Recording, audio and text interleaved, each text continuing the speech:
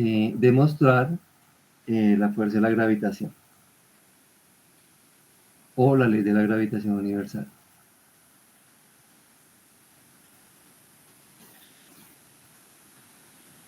Bueno, entonces hoy les voy a hablar un poco de las dos cosas y inicialmente puede ser confuso, pero pues la idea es que al finalizar la clase a ustedes les quede claro como cuál es el campo, no el campo, o qué abarca o hasta dónde va la gravitación, la ley de la gravitación universal, y qué es,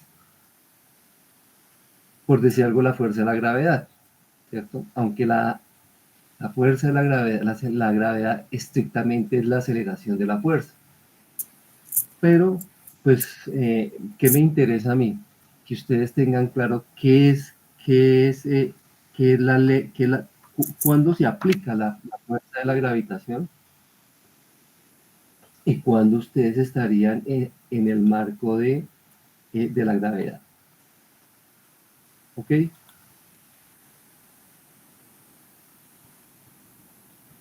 Bueno, entonces por eso vamos acá tenemos una diapositiva en donde vamos a hablar de qué, del campo gravimétrico terrestre. Entonces decimos que el objetivo de la gravimetría es conocer un campo geopotencial, es decir, que ese campo nos permite conocer la intensidad de la gravedad y la forma en que todas las superficies que son normales a ella determinan pues su dirección.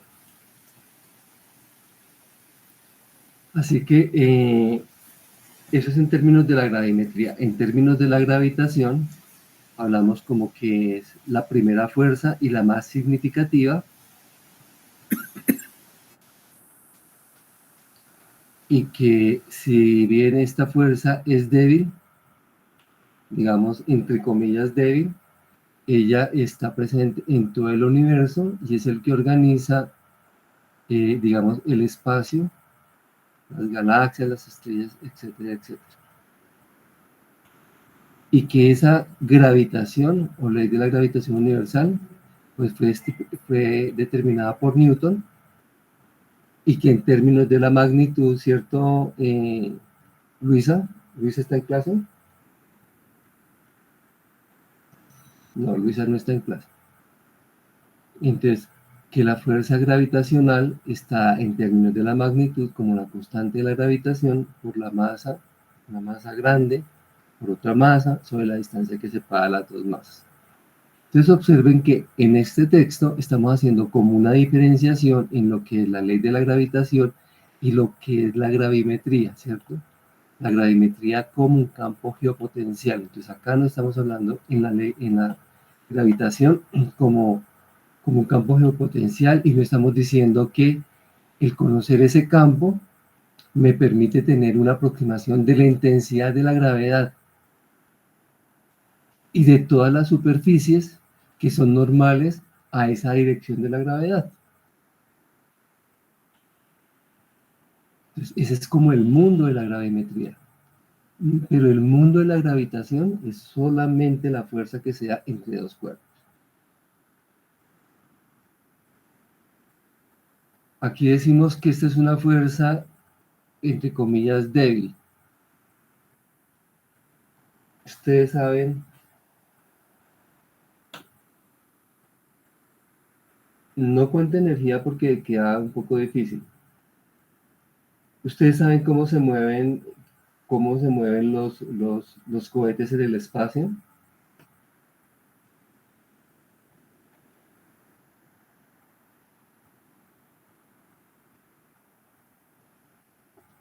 Ustedes saben que el combustible que lleva un cohete es el necesario para romper, ¿qué? En términos de la fuerza.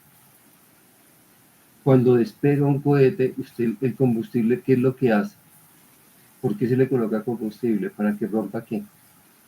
La fuerza de gravedad. La fuerza centrífuga para poder entrar a la velocidad con que está rotando la Tierra. Ujú. Ya después de eso no necesita combustible, puede... Exactamente. Entonces, cuando estamos ya, ese combustible inicial necesitamos para romper esa fuerza de gravedad, la fuerza de gravedad. Una vez que rompemos la fuerza de gravedad y llega el cohete al espacio exterior, es la fuerza, la fuerza gravitacional la que hace que el cohete, este cohete, pues llegue a otro astro. Es precisamente es la fuerza y eso es, luego reserva un poco de combustible pues para poder regresar a la Tierra, ¿no?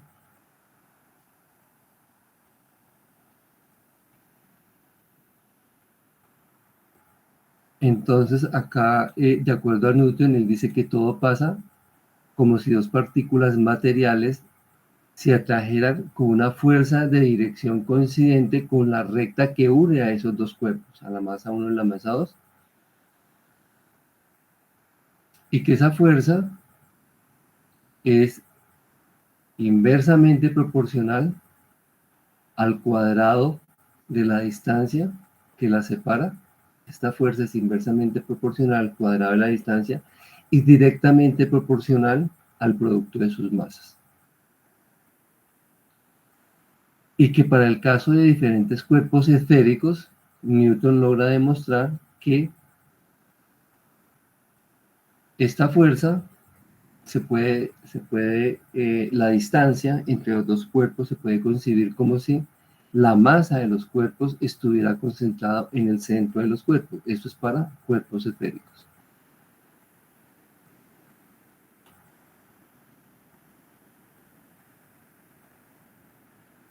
Entonces, si la fuerza gravitacional es igual a la constante por el producto de la masa de los dos cuerpos, se está midiendo esta fuerza sobre la distancia que la separa.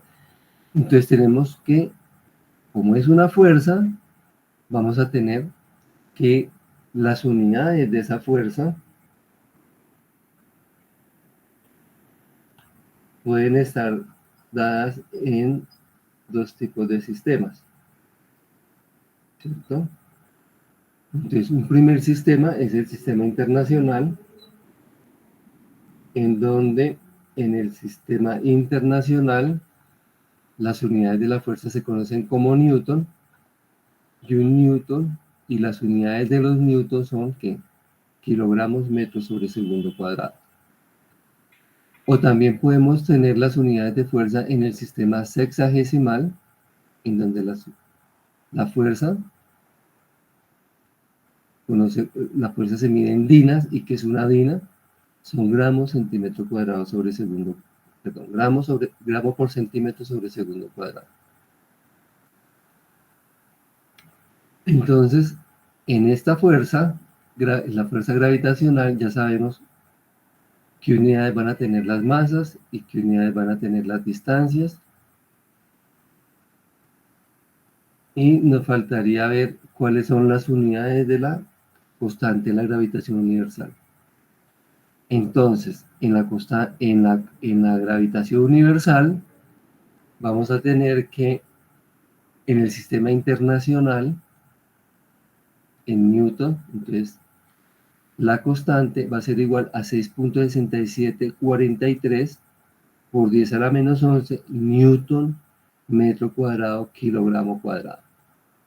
Y en el sistema sexagesimal, las unidades de G de la constante van a ser igual a 6.6743 por 10 a la menos 8 dinas centímetro cuadrado por gramo cuadrado.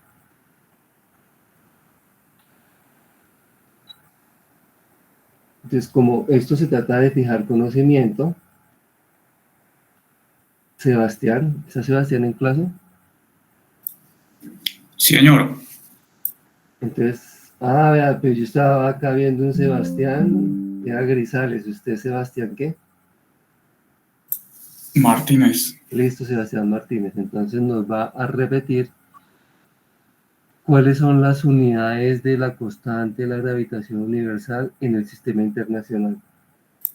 El sistema internacional es la DINA. DINA por centímetro cuadrado sobre gramo cuadrado. ¿Cómo?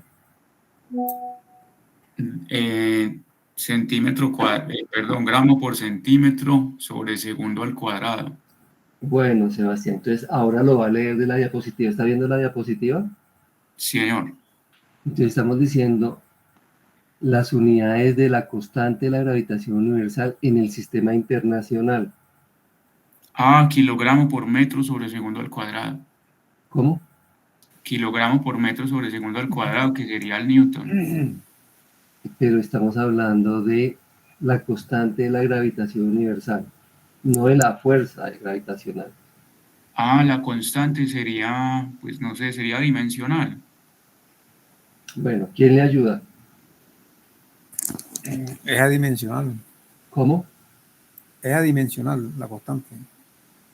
¿La constante de la gravitación universal es adimensional?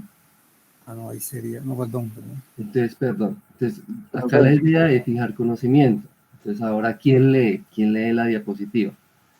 Sebastián, ahora el otro Sebastián. Sebastián. Sí, señor, aquí estoy. Entonces, Sebastián, ¿cuál es? La constante de la gravitación sería internacional, sería 6. Perdón, entonces internacional no. En el sistema de unidades internacional. Entonces, ¿cuál es? 6.67430 por 10 a la menos 11 newtons por metros cuadrados sobre kilogramos cuadrados. Muy bien, Sebastián. Ahora sí, Juan Sebastián. La constante de la gravitación, ¿cuál es la constante de la gravitación universal en el sistema sexagesimal? Por favor, lo lee la diapositiva. 6.67430 por 10 a la menos 8 dina por centímetro cuadrado sobre gramo al cuadrado. Perfecto. Eso es lo que quiero que tengan claro, ¿no? Que ustedes, por un lado, tienen las unidades de fuerza, el sistema internacional y el sistema sexagesimal. Pero como esas unidades de fuerza dependen de la constante gravitacional, entonces esa constante gravitacional puede estar en el sistema internacional o en el sistema sexagesimal. ¿Entendido, María Camila? Sí, profe, entendido. Sí, profe. Muy bien.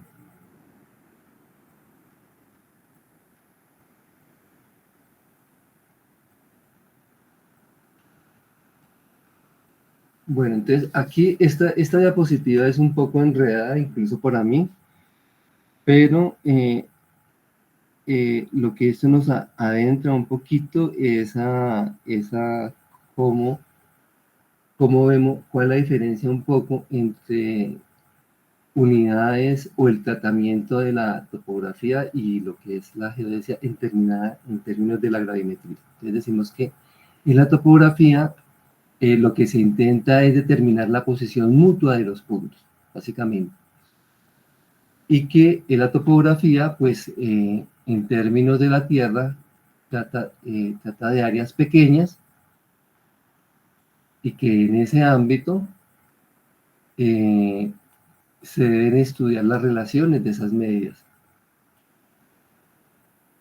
Que en áreas grandes no se puede concebir lo mismo que se concibe en la topografía.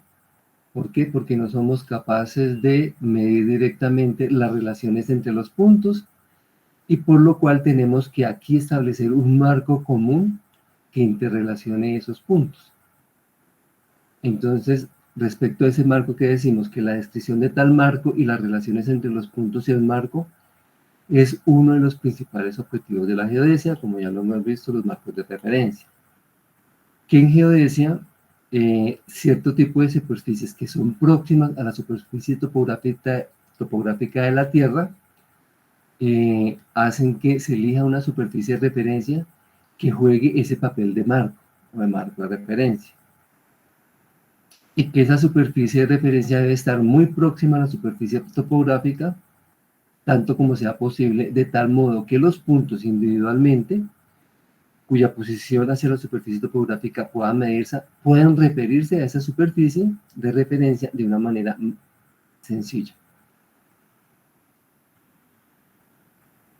Entonces decimos que cuando medimos posiciones y relaciones entre los puntos sobre la superficie terrestre, Y también por encima o por debajo de tal superficie estamos sujetos a diferentes clases de influencias físicas que da el ambiente.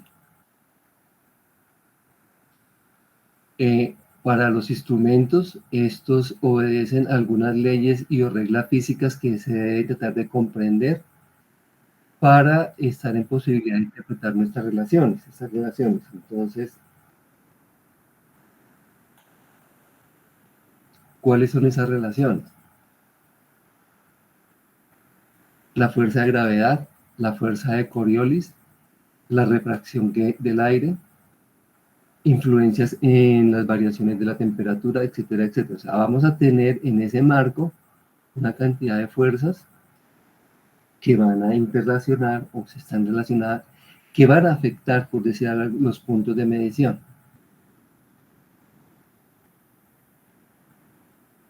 Entonces, dentro de los procesos estáticos, como son las observaciones geodésicas, obviamente entre comillas, porque sabemos que la geodesia no es estática, pero la hacemos estática, las dos influencias físicas más importantes son la refracción y la gravedad, y que ambas cambian la geometría del espacio en que se trabaja, y por lo tanto deben estudiarse y comprenderse de la manera más clara y de una manera que sea posible y racional. Entonces, en topografía, básicamente, se estudia la refracción, y en geodesia estudiamos la gravedad. Entonces, así un brochazo de eso nos lleva a determinar una definición. ¿Y qué es la definición que vamos a dar acá? La definición del campo, de la geodesia física y la teoría del potencial. Entonces decimos que la comprensión teórica del campo de la gravedad, su determinación y sus relaciones con las investigaciones geométricas son lo que constituyen el campo de la geodesia física. Entonces, ¿qué es la geodesia física? Es la comprensión teórica del campo de la gravedad, su determinación y sus relaciones con las investigaciones geométricas, obviamente la superficie terrestre. Y si al entender y comprender ese dominio matemático del campo de la gravedad, es lo que se conoce como la teoría del potencial. Todo el dominio matemático del campo de la gravedad es lo que se conoce como teoría del potencial.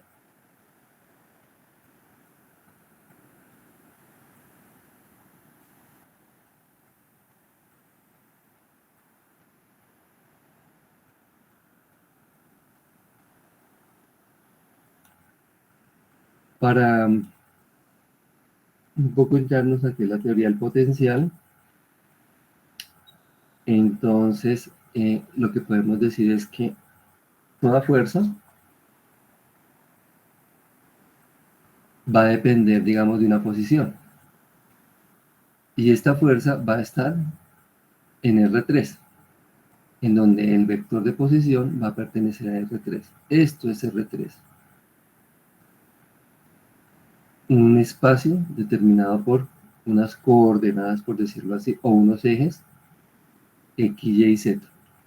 Entonces, aquí en cualquier parte de este espacio estaría actuando una fuerza. Y lo que nosotros estamos viendo con estas flechitas es el campo que genera esa fuerza. ¿Qué es el campo? Pues en abstracto, ¿qué sería? Todo la influencia de una fuerza a su alrededor.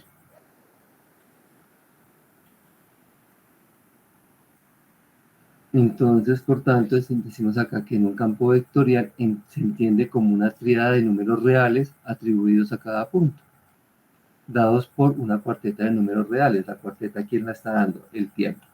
Pero pues estamos entendiendo, estamos viendo que aquí el campo lo estamos colocando estacionario.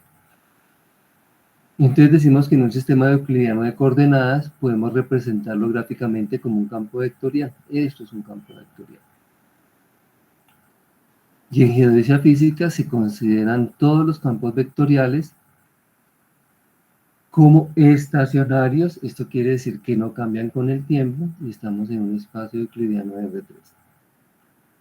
Como lo que nosotros hacemos en un campo, como estamos escribiendo acá, en un campo lo vamos a hacer a través de una triada de números reales. Entonces les traigo esta diapositiva pues para que se acuerden un poco que son los números reales. Los números reales están compuestos de los números irracionales y los números racionales. Miren a ver la diferencia entre los números irracionales y los números racionales, y entre los números racionales tenemos a todos los enteros y entre los enteros tenemos a los naturales.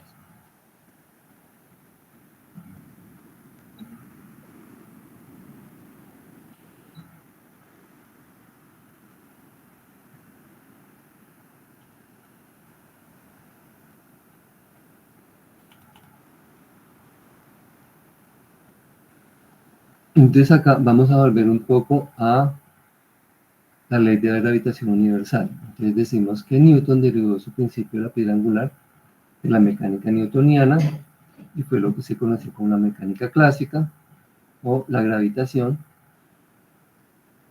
que se puede formular como un principio en donde la fuerza de atracción mutua de dos masas, m1 y m2, es proporcional a su producto e inversamente proporcional al cuadrado de su distancia. Vectorialmente, ¿qué vamos a tener? Que la fuerza va a ser igual a la constante de gravitación. Ojo, aquí a veces la coloco con G, a veces la coloco con K, depende de donde haya tomado la diapositiva, en donde la fuerza va a ser igual a ¿qué? A la constante por la masa 1 por la masa 2 sobre la distancia ρ, esa distancia al cubo, por el vector unitario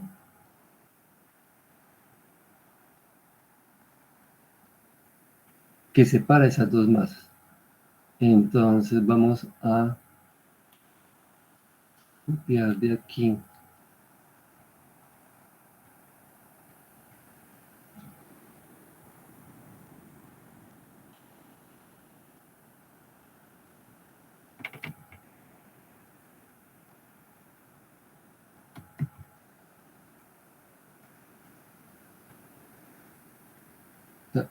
no sé qué están viendo ustedes. Ahí sí lo están viendo. Okay. Entonces, en términos vectoriales, la fuerza es igual a la constante de la gravitación universal por la masa 1 por la masa 2 sobre la distancia que lo separa al cubo por el vector unitario. Y la fuerza 2 sería igual a la constante por la masa 1 por la masa 2 sobre la distancia al cubo por el vector unitario 2, en donde el vector ρ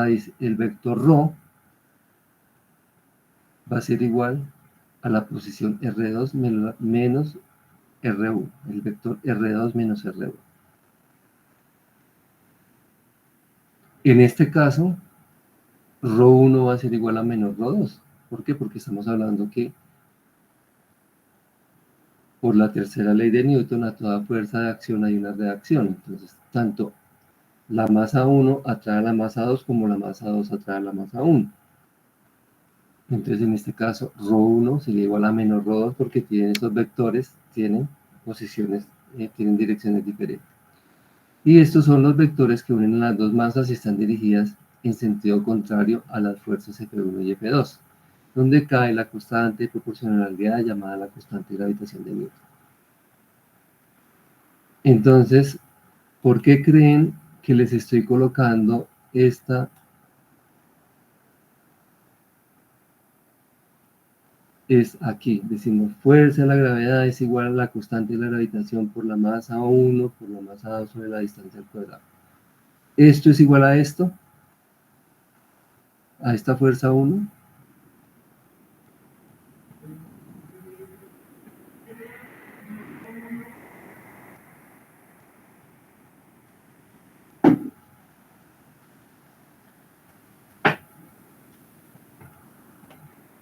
Andelo.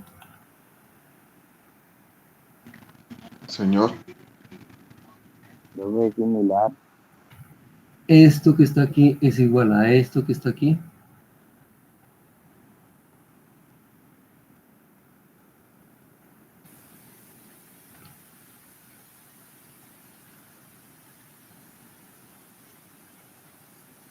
Profe, yo digo que es similar. Podemos decir que es similar, muy bien. ¿Qué es lo que estamos viendo acá? La magnitud de la fuerza, por eso que dice la magnitud. Todo vector, ya que estamos viendo la fuerza en términos vectoriales. Entonces, en términos vectoriales, esta es la expresión de la fuerza. En términos escalares, esta es la expresión de la fuerza. No quiere decir de que sean en términos generales diferentes, por eso dijo Sebastián, que son similares. Lo que estamos viendo acá es la magnitud de esta fuerza. Pero observen que acá la distancia está al cuadrado.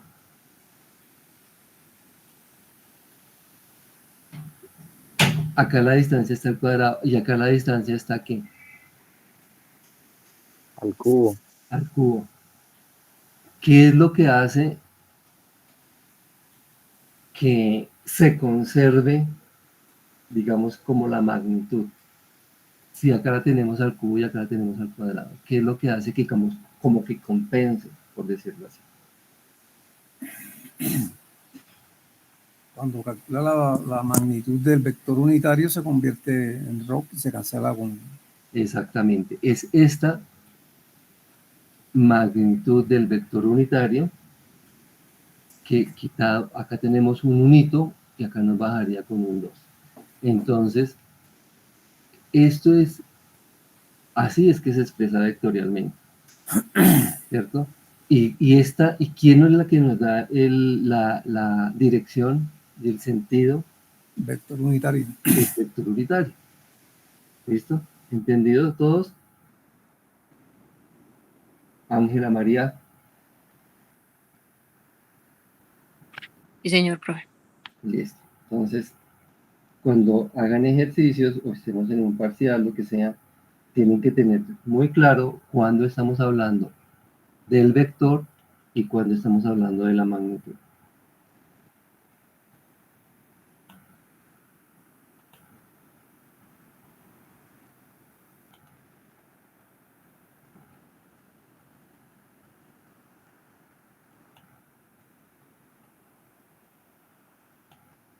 Bueno, acá esta diapositiva le he titulado campo de la gravitación de un punto de masa m. ¿Por qué? Porque habíamos visto en una diapositiva anterior lo del campo, ¿cierto? Aquí, habíamos hablado de un campo. Y en ese campo, pues estamos colocando, en algún lugar estaría la masa, ¿cierto? Aquí en algún lugar está la masa. Que la masa es la que nos va a producir una masa grande, nos va a producir un campo, y en ese campo vamos a ver el efecto y cómo lo vemos colocando una masa de prueba. ¿Y cuál es la unidad? ¿Cuáles son las unidades? ¿Cuál es la cantidad de una masa de prueba? Entonces, si la masa 1 es la masa grande, la masa de prueba sería la masa 2. En este caso, la masa de prueba es unitaria, de tal manera que si yo multiplico a M1 por la masa 2, para calcular la fuerza, ¿cuánto sería el valor del producto de las masas?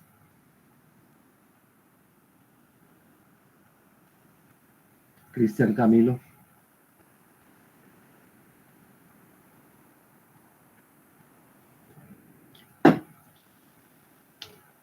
Cristian Camilo está en clase. David Alejandro. Esteban Albeiro. Jenny Fernanda. Sí, señor. ¿Quién dijo? David, entonces listo, dijo David Alejandro. ¿Entendió la pregunta, David Alejandro?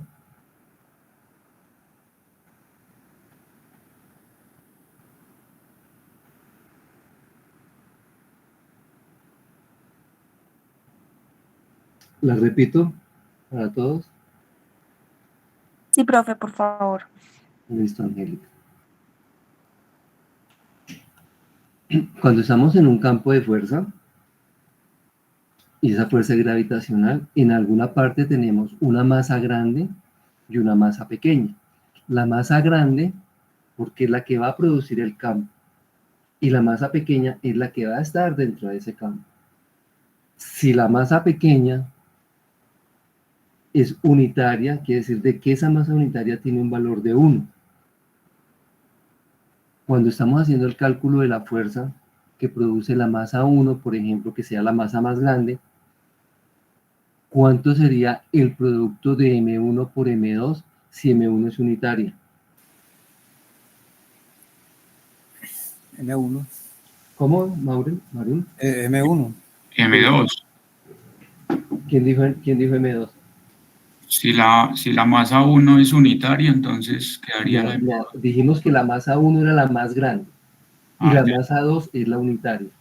Listo. Entonces el producto M1, M2, ¿cuánto sería? M1. ¿Sí? Juan Sebastián, Sí, ¿claro? señor. Sí, señor. Gracias. Si M1 es 1, es unitario 1, entonces el producto M1, M2 sería M1. ¿Por qué hoy? Porque aquí a esa masa grande la vamos a llamar M mayúscula. Entonces, M minúscula, la masa unitaria, ¿en dónde estaría? Juan Sebastián, si este es el campo, mira, estas líneas de fuerzas, estas flechitas, lo que están pasando son las líneas de fuerza que producen la atracción, y acá sería una fuerza de atracción, porque M mayúscula va a atraer a la masa unitaria. ¿Y en dónde podría estar la masa unitaria? Si este es el campo de fuerza.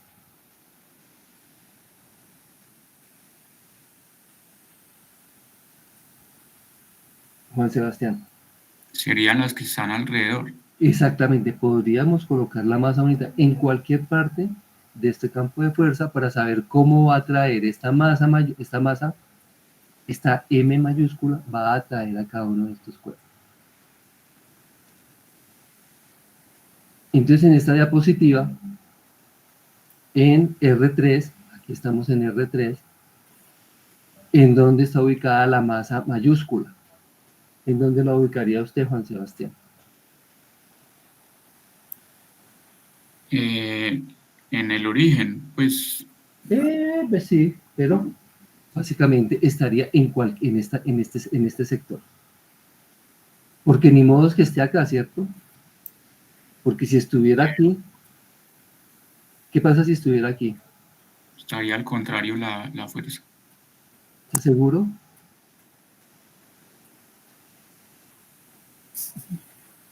Yo le dije que sí, pero mire esta gráfica. Mire que la masa M está generando un campo de atracción, está generando un campo atractivo, y estas líneas de fuerza me están indicando hacia dónde está la masa 1. O sea, hacia dónde coloco cualquier masa de prueba unitaria, hacia dónde iría dirigida la fuerza. En este caso, ¿en dónde está la masa? En la parte superior derecha, profe. Exactamente, aquí en la parte superior, porque las líneas de fuerza me están indicando hacia dónde está la atracción. Entonces la masa tiene que estar aquí para que las líneas de fuerza estén apuntando hacia la masa. O sea, cualquier masa de prueba que coloquemos aquí, masa unitaria, se nos va a ir hacia la masa. Entonces no se nos va a ir en sentido contrario porque las flechitas no nos están apuntando hacia acá. ¿Sí, Juan Sebastián? Ahora sí. Sí, señor, ya entendí, gracias. Muy bien. Así como lo entiende Sebastián, espero que todos lo hayan entendido. Esto es, digamos, lo voy a decir que es elemental porque uno lo ve en física, ¿cierto? De pronto lo vieron en su bachillerato, no lo vi. En la universidad, no sé si ustedes en la universidad vieron gravitación, vieron magnetismo, vieron electricidad o no se acuerdan, en física. Sí, profe, sí vimos electromagnetismo, ondas. Vieron ondas, vieron geomagnetismo, no sé si vieron gravimetría.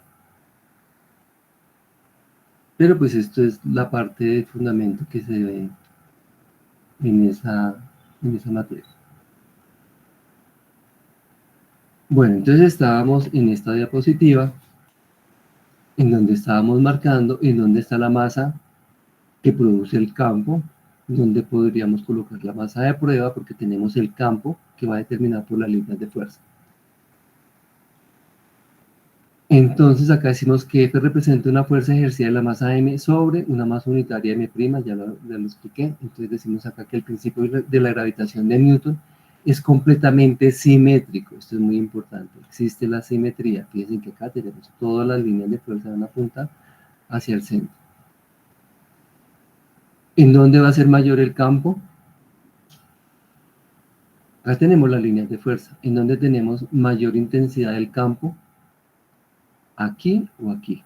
En el centro. En el centro, porque las cabecitas nos están diciendo. Además, tenemos menos distancia, ¿cierto? Entonces decimos que por conveniencia se llama atrayente a una de las masas y atraída a la otra, y que esto permite formular el principio en términos de un campo de fuerza, en este caso es un campo vectorial, y que lo definimos como menos F igual a la constante de la gravitación por la masa sobre la distancia al cubo por el vector unitario o el vector de posición.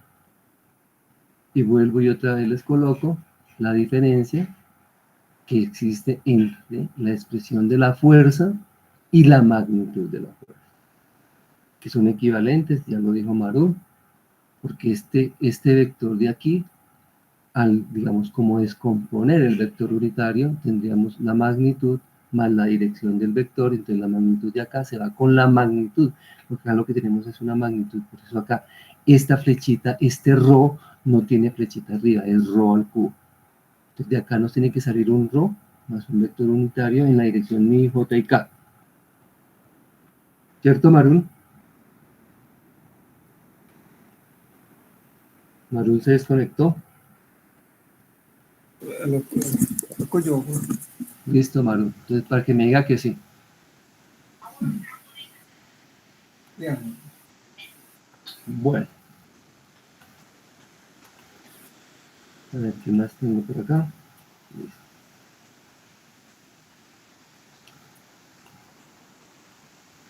Entonces vamos a ir complicando un poquito la cosa. Entonces, en un sistema euclidiano 3D, aquí tengo una mallita. Asuman que no tenemos esa mallita. Entonces, lo que si lo quito me toca volver a dibujarla y me voy a... O sea, no asuma. Vamos a mirar que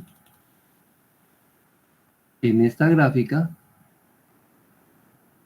no le pongan cuidado a esta superficie que está marcada aquí con una línea gris. Solamente piensen que aquí, en este punto, tenemos la masa mayor, la masa M. Y en este punto tenemos la masa de prueba, la masa puntual. Entonces, el vector de posición de la masa más pequeña, pues obviamente es el vector que hay del origen a donde él se ubica, y es el vector R. A la masa mayor, al vector lo vamos a llamar R'. Y a la distancia que hay entre M y M, entre M minúscula y M minúscula, vamos a llamar ρ. Acá tenemos ρ sub i, pero vamos a llamar ρ. Entonces, ¿por qué digo que se complica un poquito acá? Empezamos a complicar la cosa.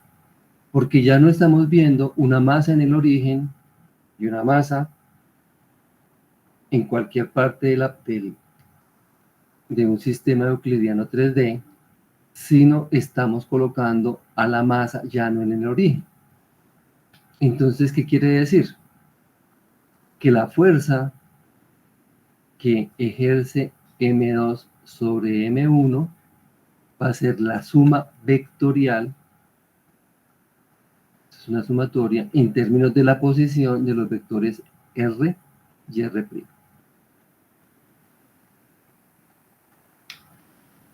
Ahora vamos a imaginarnos que no tenemos una M, sino que tenemos por aquí otra M. Entonces queremos ver cuál es la fuerza de atracción, la fuerza gravitacional que ejercen M1 y M2 sobre M. Entonces observen que si aquí íbamos a tener R' para la masa M1, vamos a tener acá un R' para la masa M2. Entonces, este R' para la masa M1 sería R' su 1, y acá tendríamos R' sub 2, porque tenemos la masa 2. Entonces, eso es lo que estamos mostrando aquí. Entonces, ¿cuál sería la fuerza de atracción que se ejerce sobre M? Sería la suma de las dos fuerzas, de la fuerza F1 y F2. ¿Eso a qué va a ser igual? La constante de la gravitación, como es igual para las dos fuerzas, entonces es común y la sacamos de la sumatoria. Entonces es común, sacamos. Va a ser igual acá, que multiplica aquí, a menos la masa M1 por ρ1 al cubo por el vector unitario ρ1, menos M2 sobre ρ2 al cubo por el vector unitario ρ2. Entonces aquí estábamos colocando dos masas. El hecho de que sean negativo no quiere decir de que usted tenga una fuerza, una menor fuerza. Esa es la dirección de la fuerza, porque acá estamos hablando en términos vectoriales. Si usted suma dos cantidades, digamos, negativas, entre comillas, pues va a ser una cantidad negativa mayor. Se puede sacar este negativo de acá, lo coloca menos K, y así acá quedaría más y más. ¿Entendido para todos? ¿Sí? Juan Sebastián, Sí, señor. ¿sí? Que podemos sacar los negativos, lo colocamos aquí como en menos K, y acá tendría una suma. Igual sería suma negativa, suma positiva, como si era exactamente lo mismo. Entonces, si nosotros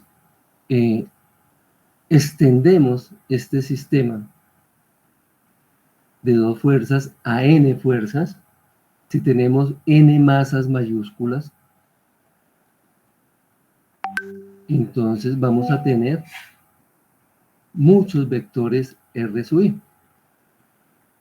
R sub i', que serían las masas, serían los vectores de la posición de las masas M sub i. Entonces, esta fuerza, la fuerza gravitacional que se ejerce sobre M por cantidades, por diferentes masas mayúsculas, va a ser igual a la sumatoria desde I igual a 1 hasta N, que sería el número de masas. Puede ser la masa 1, la masa 2, la masa 3, la masa 4, la masa 5, entonces hasta N masas, de todas las F sub i, todas las fuerzas I, y eso va a ser igual a menos K. Aquí estoy sacando el K, sacamos el K, de la sumatoria desde I igual a 1 hasta N de ¿qué? De todas las masas sub i por su ρ sub i al cubo, todas sus distancias al cubo, por su vector unitario sub i,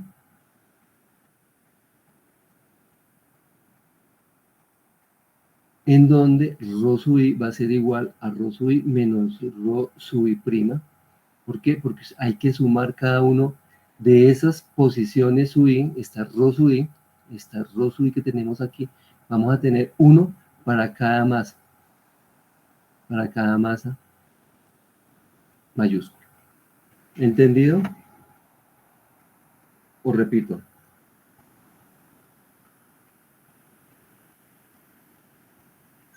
Profe, si puedes repetir, muchísimas gracias. Bueno.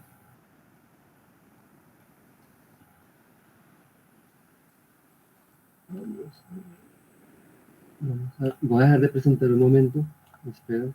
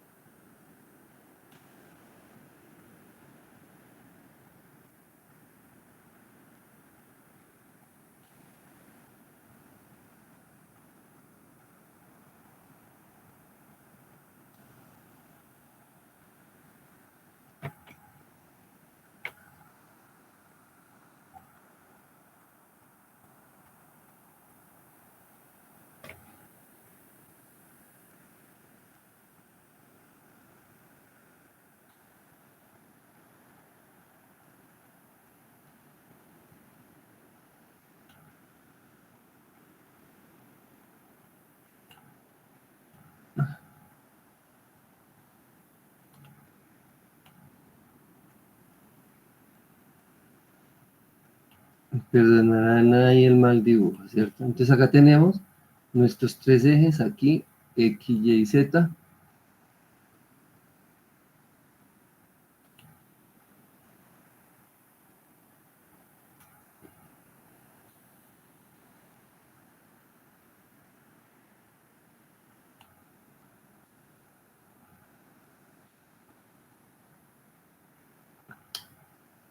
Entonces vamos a colocar aquí,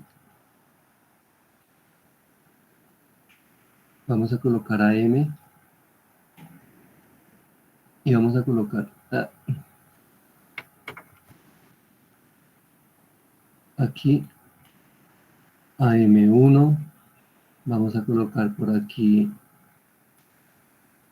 a M2, vamos a colocar acá a M3, por aquí a M4. Entonces observen que entre M1 y M2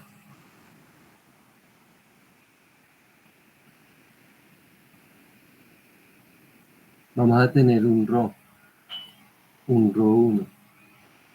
Entre M2 y M3 vamos a tener un RO 2. Entre 3 y este vamos a tener un RO 3. Y entre este y este vamos a tener un RO 4. Entonces, eso es lo que estamos mostrando aquí en esto. Para calcular la fuerza que ejerce, la fuerza gravitacional que ejerce M1, M2, M3 y M4 sobre M minúscula, tenemos que hacer una suma vectorial. Entonces sumamos primero hacemos la suma de estas dos fuerzas, luego sumamos esta fuerza, luego sumamos esta fuerza. Es lo que estamos haciendo acá. Es una suma de fuerzas que lo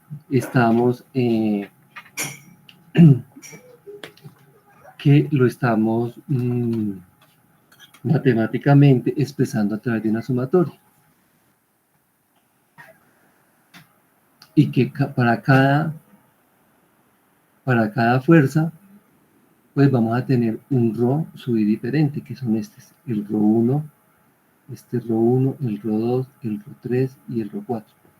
¿Entendido, María Camila? ¿Ahora sí? Sí, profe, ahorita sí, muchas gracias. Listo.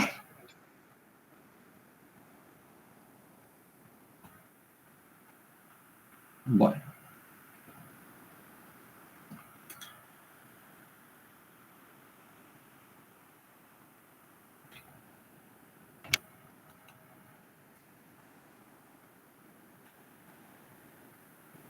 Entonces aquí lo que vamos es complicando un poquito la cosa, pero pues lo importante es que entiendan. Entonces ahora vamos a complicar un poquito más el modelo. Entonces ahora vamos a ver solamente una masa mayúscula, la que produce el campo, y una masa de prueba M minúscula. Pero lo que pasa es que esta masa de prueba ya no va a tener la masa concentrada en el centro, sino que vamos a tener es una superficie. Entonces ahora lo que vamos a ver es cómo se calcula esa fuerza gravitacional cuando estamos hablando ya no de un punto, la masa ubicada en un punto, sino en una superficie.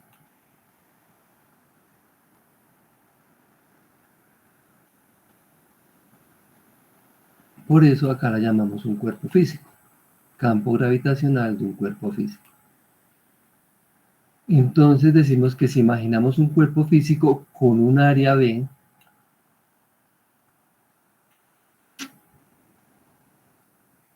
aquí este cuerpo tiene un área, entonces solamente vamos a considerar la parte del área que le va a producir un campo de fuerza, y entonces ese campo de fuerza vamos a mirar cómo esa área afecta o cómo atrae a este cuerpo M. Entonces decimos que ese cuerpo va a tener un área B en un espacio euclidiano 3D y que la densidad va a estar en función de la posición. ¿Qué es que esté en función de la posición? Entonces acá, como si hiciéramos diferentes como si dividiéramos acá la superficie en pequeños deltas de masa, pero pequeños deltas de superficie, la superficie también es una masa, y entonces cada uno de estos vectorcitos ya no van a estar apuntando al centro de masas, sino a cada uno de estos deltas de masa. Por eso decimos que la densidad va a depender de, de la posición de cada uno de esos pequeños deltas de superficie. Entonces, en esas condiciones, decimos que una parte de M, una partecita de M, la podemos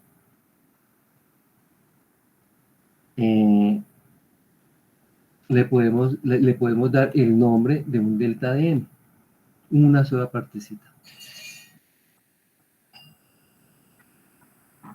Y que esa partecita de M nos tiene que proporcionar un diferencial de cuerpo o un diferencial de B. Y entonces, ¿cómo hacemos para relacionar un diferencial de masa con un diferencial de cuerpo? Entonces, ustedes recordarán la definición de la densidad. La densidad es igual a masa sobre volumen, que la podemos expresar como un diferencial de masa sobre un diferencial de volumen, un diferencial de cuerpo. De tal manera que, si reacomodamos la expresión, si organizamos, si ahora no decimos, si no dejamos la densidad, sino lo que vamos a sacar es el delta de masa, entonces vamos a decir que un delta de masa va a ser igual a un delta de volumen por la densidad. Aquí lo único que estamos haciendo es al delta de masa le multiplicamos el delta de volumen y vamos a tener el delta de masa. El delta de masa es igual al delta de volumen por la densidad. Como ya les dije, la densidad va a estar, va a depender del vector o del vector R', que representa ese diferencial de cuerpo. Entonces, en el campo gravitacional vamos a tener que esta expresión que tenemos para un solo cuerpecito, para una sola fuerza, que sería esta que tenemos aquí, esta de acá, solamente esta, entonces vamos a decir que ese es igual a menos K por la sumatoria de I igual a J de N de cada uno de estos diferenciales de masa, que sería M1, por decirlo así, sobre ρ1 sobre 3. Vamos a verlo. Si nosotros estamos sumando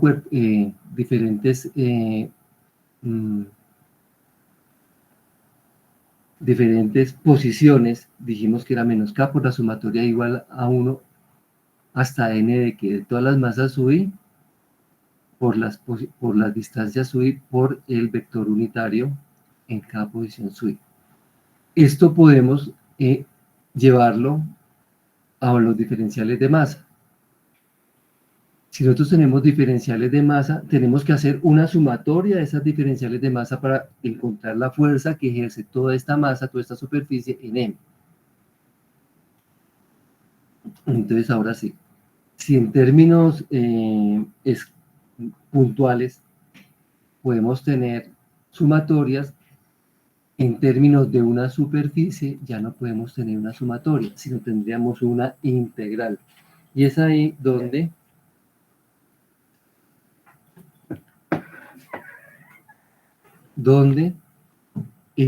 le llamo, les hago el llamado para que empiecen a repasar un poco integrales. Entonces, ¿qué sería la fuerza? La fuerza que ejerce este cuerpo B sobre una masa unitaria en cualquier parte de ese espacio vectorial que genera esa fuerza por el efecto de existir esta masa, el cuerpo E va a ser igual a a menos K, la constante gravitacional, por la integral del cuerpo, integral de superficie, de la densidad sobre la distancia al cubo por el vector unitario por un diferencial de superficie, en donde esta distancia ρ va a ser igual a R menos R', siendo R' el radio vector del elemento delta M, que fue lo que colocamos aquí. Dijimos que para cada uno de estos pequeños deltas de masa va a haber un R'.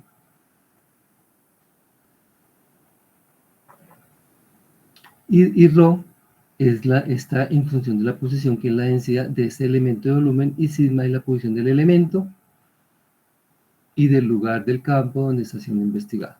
Es decir, que esta expresión que tenemos aquí es la que nos dice cuál es la fuerza que ejerce una superficie a una distancia determinada. Como les digo, aquí no entra M porque la otra M, la M pequeña, ¿qué valor tiene? Marún. ¿Esta M qué valor tiene? Es unitaria, profe. Es unitaria, entonces por eso cuando hacemos la integral no colocamos M sino, M minúscula, sino M mayúscula, tendríamos un diferencial de superficie y lo que hacemos es integrar. ¿Claro hasta ahí? ¿Claro para todos?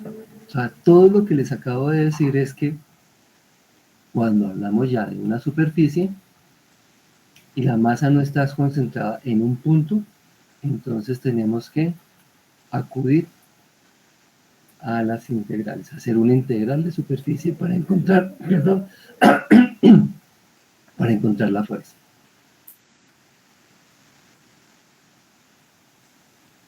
¿Claro está ahí para todos?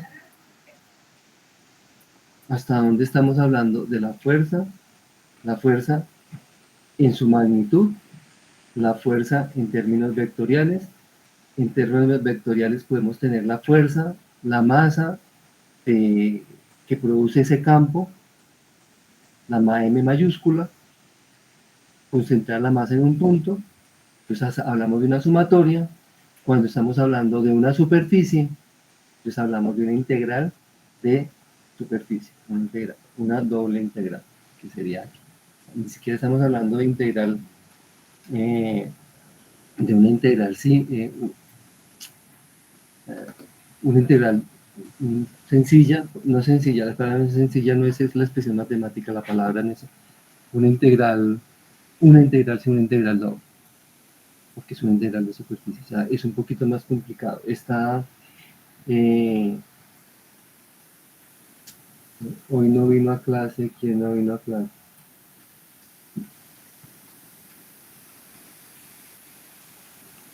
¿Quién no?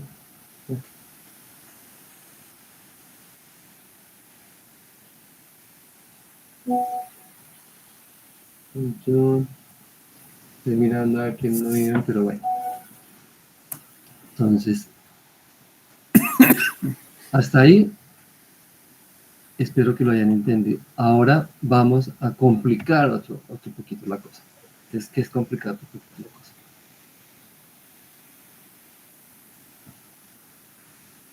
Vamos a mirar lo que es la fuerza centrífuga. Entonces, esto es como un paréntesis y luego vamos a unir con lo que veníamos a hablar. Entonces, esta diapositiva la he titulado Campo gravitacional sobre y por encima de una superficie de un cuerpo en rotación. Pues para mirar eso, tenemos que mirar qué pasa cuando un cuerpo rota. Entonces, aquí tenemos a un ciclista en una pista, él está rotando alrededor de la pista. De un lado vamos a tener la fuerza centrípeta, es la fuerza con que el ciclista es atraído hacia el centro, hacia el punto de la pista. Luego vamos a tener una fuerza centrífuga, para algunos autores, ojalá lo lean, es una fuerza ficticia, realmente no existe, pero es la que hace que el ciclista tienda a salir de la pista. Vamos a tener la fuerza de la fricción, que es la que ejercen las llantas sobre la pista, y vamos a tener el peso del ciclista.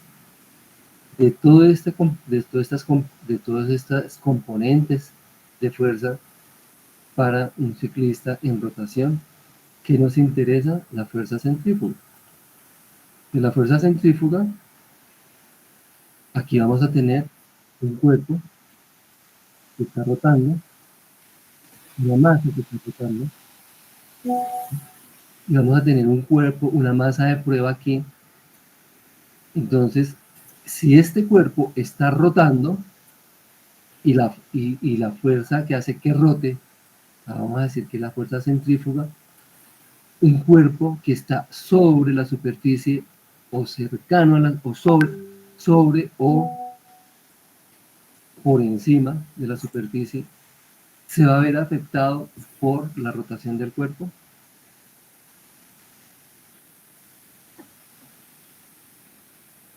¿Qué dicen ustedes?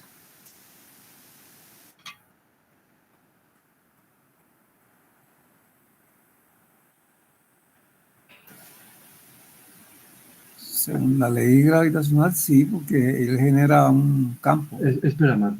Ok. Se me está llevando a la gravitación. No, lo que le estoy diciendo es, tenemos acá una masa que está rotando. La tenemos. Ve una masa que está rotando con una velocidad angular W. Tenemos una masa de prueba aquí a una distancia, acá la llamamos R2', que es la distancia que hay del eje de rotación al punto donde estamos mirando el efecto de esa rotación de la masa. La pregunta es, si el cuerpo está sobre la superficie o por encima de la superficie, la rotación, esa fuerza centrífuga que es la que hace que esto rote, va a afectar a este cuerpo que está sobre la superficie o por encima de la superficie.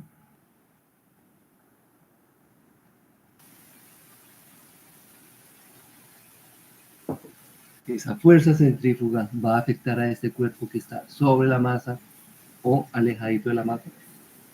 ¿Qué dicen ustedes?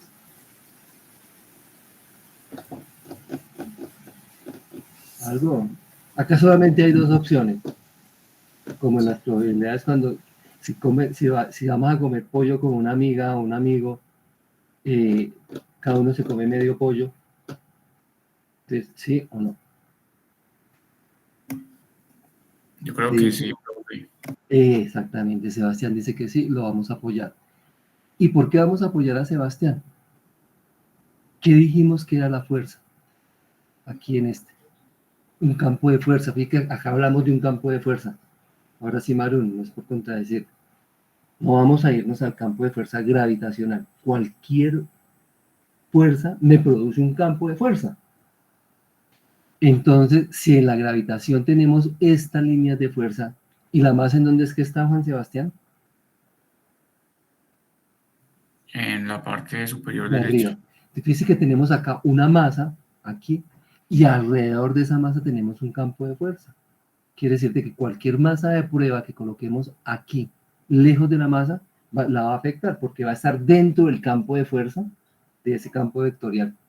En este caso, la masa sería la gravitacional, ¿cierto, Marún, perdón?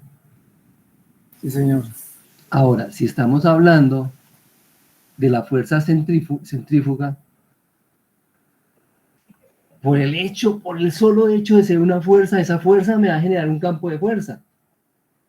Entonces, si estamos sobre la masa, pues, un ejemplo de que estemos sobre la masa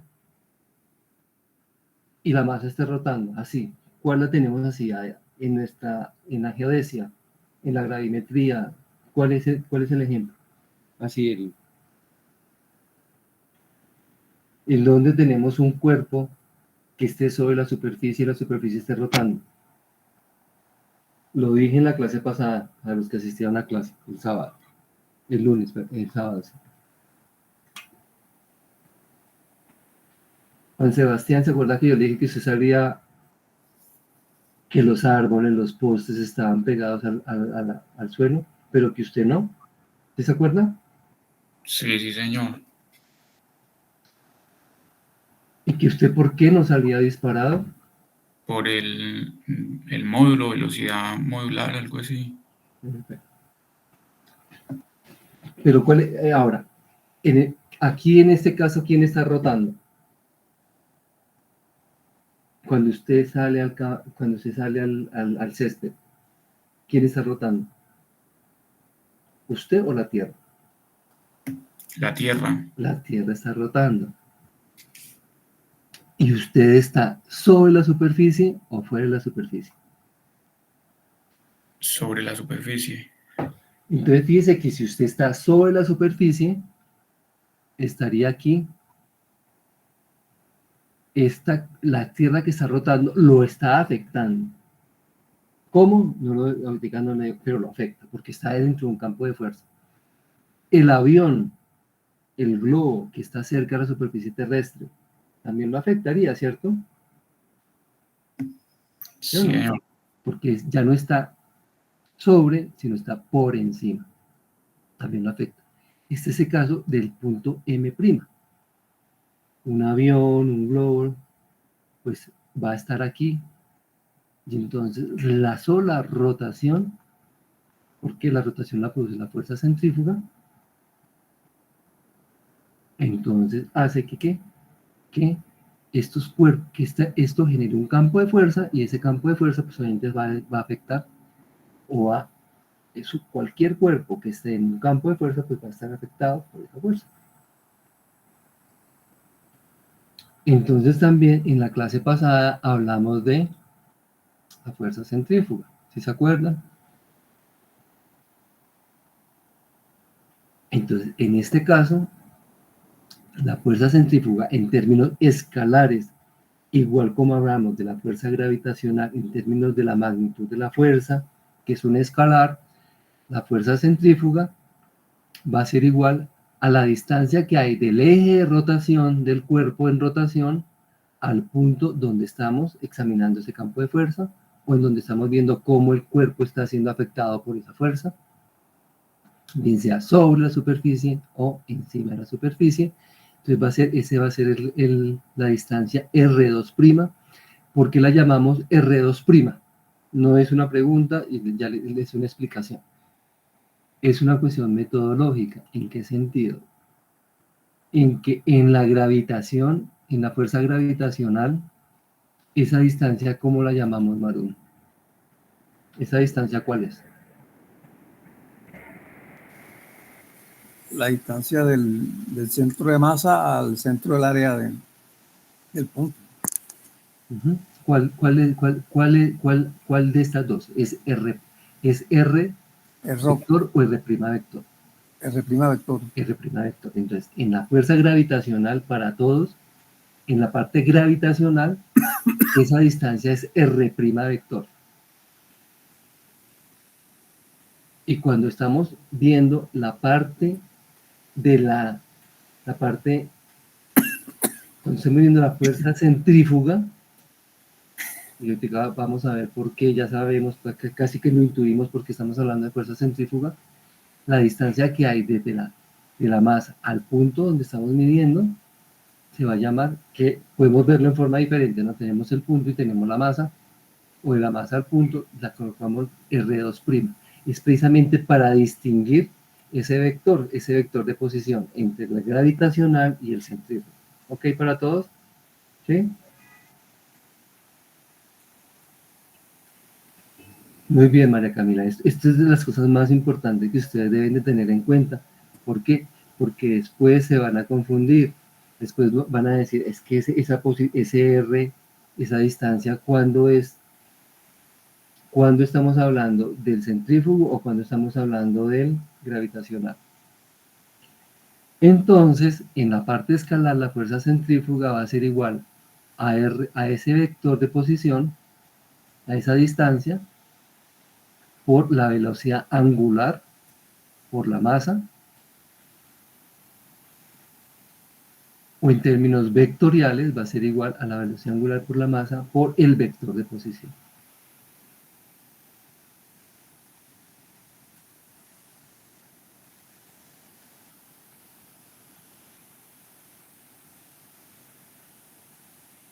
Entonces, para terminar, el día de hoy vamos a decir que si la masa unitaria es forzada a rotar sobre o por encima de un cuerpo, esta masa primero es atraída por la fuerza gravitacional del cuerpo y luego es empujada hacia afuera por la fuerza centrífuga. Y que la combinación de estas dos fuerzas es la que se conoce como fuerza de la gravedad. ¿Ok? Ya les dije, la gravedad como tal es una aceleración. Y la aceleración no es una fuerza. Pero podemos definir la fuerza de la gravedad como, y quiero que lo tengan claro, definimos fuerza de gravedad, pero no quiere decir de que sea la aceleración de la gravedad. Cerrar el micrófono, Mario, porque me está rebotando. Entonces, tengan claro que la fuerza de la gravedad no es la aceleración de la gravedad, ¿sí? Porque la aceleración de la gravedad es,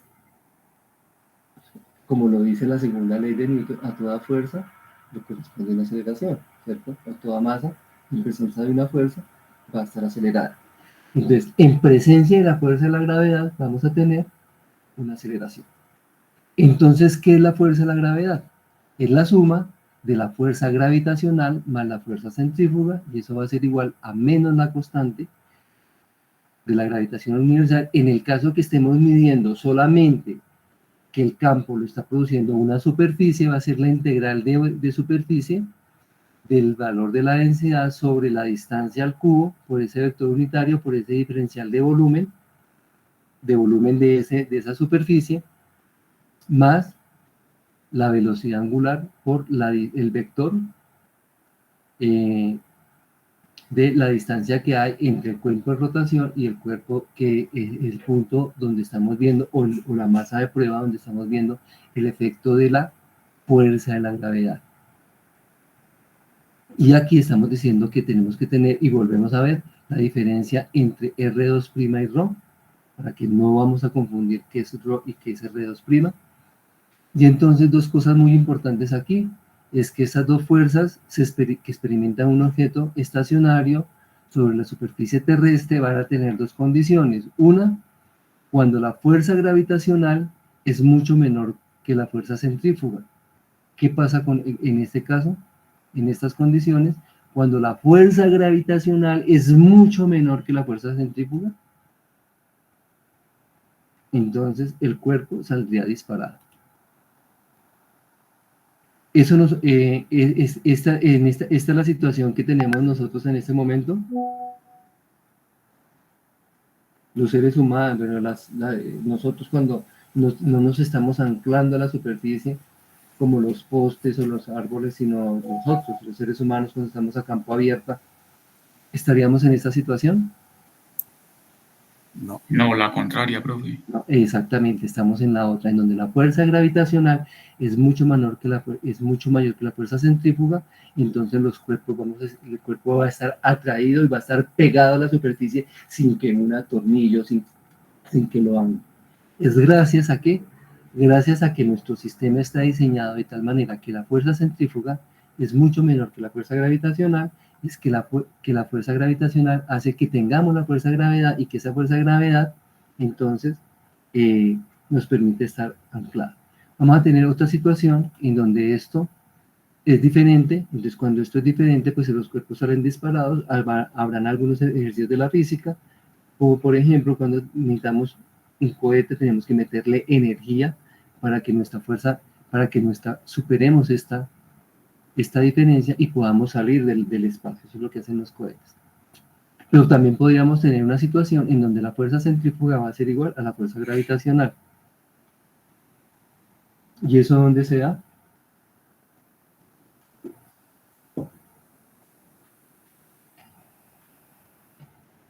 ¿En dónde piensan que se da la otra posibilidad, que sería aquí, que la fuerza gravitacional fuera igual a la fuerza centrífuga? En las órbitas geoestacionarias. Entonces es gracias a que podemos decir, gracias a que si igualamos las dos fuerzas, vamos a encontrar una órbita en donde el cuerpo va a rotar al mismo periodo de rotación de la Tierra. ¿Entendido para todos? Sí, señor. Entonces, no siendo más lo que tenía para el día de hoy, nos vemos la próxima clase y